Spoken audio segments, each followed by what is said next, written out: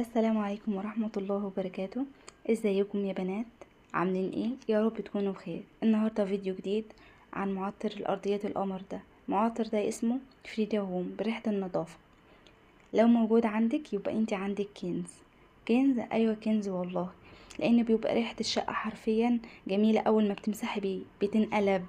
بس عاوزة افضل نتيجة منه، تحطي غطا واحد بس على جردل الشرشوبة او الموب بتاعتك بعد ما تمسحي مسحة اولانية بالموب او الشرشوبة بالخل والكلور، وبعد كده تكبي المية دي وتحطي مية جديدة 2 لتر يفضل عشان خاطر الريحة تكون نفاذة.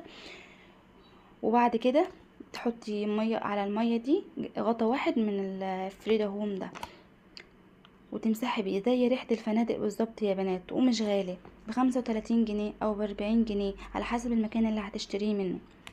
بيبقى فيه منه كذا ريحة، بس انا صراحة جربت ريحة النظافة دي وفرقت معايا جدا. وبس كده، لو عجبك الفيديو اضغطي اللايك الجميل والاشتراك والكومنت وما تنسيش تفعلي الجرس. مع السلامة.